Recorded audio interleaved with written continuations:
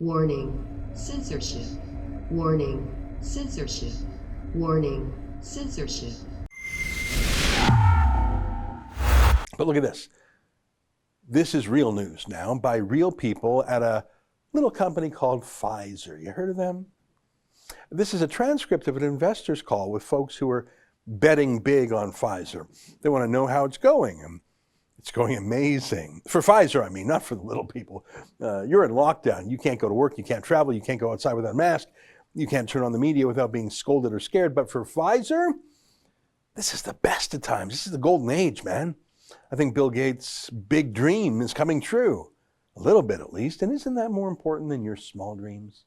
I'm going to read a bit from this transcript, which was put on Twitter by Li Feng, a journalist with The Intercept. But it really is an investor meeting with Pfizer. I'm going to show you just a couple of highlights. And guess what? You'll never see this coming. Pfizer now says you don't just need one dose of the vaccine or even 2 doses. You need a third dose, a third booster. Who could have thought? Let me read. And so hopefully, one of the things you noticed is we announced recently that we will be evaluating a third dose of our vaccine, a booster, to understand the durability of immunity and the efficacy against these emerging variants of the virus. Hopefully, guys, hopefully you noticed that will now scare people into buying not 1, not 2, but 3 shots. And stay ready for this, a 4th one. I'm just guessing. These are investor relations bosses at Pfizer talking up their stock. You see, the lockdown, it's the worst thing to happen to your life, but they just can't stop using that word opportunity. Let me read. And factors like efficacy, booster ability, clinical utility will basically become very important, and we view that as, quite frankly, a significant opportunity for our vaccine from a demand perspective, from a pricing perspective, given the clinical profile of our vaccine. So clearly more to come here. Oh, really? But we think as this shifts from pandemic to endemic, we think there's an opportunity here for us, guys.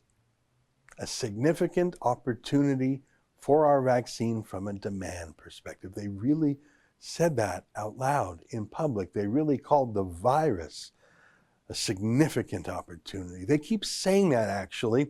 Here's another excerpt.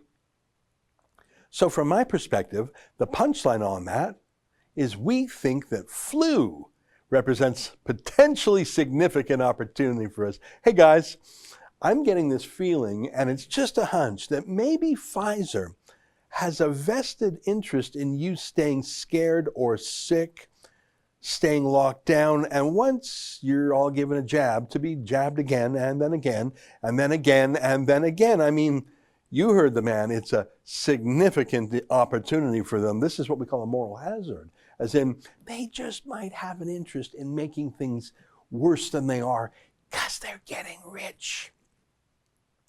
Pfizer's a $200 billion company measured by market capitalization. That's US dollars. What do you think it's worth to Pfizer to have this pandemic last for, I don't know, just 1 more year, or maybe 2 years, to turn every new variant into another crisis that needs another booster shot? You heard the man. It's an opportunity. Do you think it's worth $50 billion a year to them to keep this thing going? Maybe $100 billion? It's certainly in the billions. Do you think anyone would ever, I don't know, lie for $100 billion? Look, people would lie for $100. What wouldn't they do for $100 billion? What wouldn't they say? Well, we saw the least they will say, that this whole thing is a significant opportunity for them. They're pretty stoked about it, especially the pricing. Did you catch that part? Hey, do you really think you're getting out of this lockdown any moment now? Do you really think the decision is being made in your local town council? Do you think these profiteers or that creepy block out the sun guy will ever let you out? That's an excerpt from my daily show, The Ezra Levant Show. Every day I do a monologue on the news of the day, then I interview an interesting guest, and then I read my hate mail. You gotta subscribe. Go to rebelnews.com.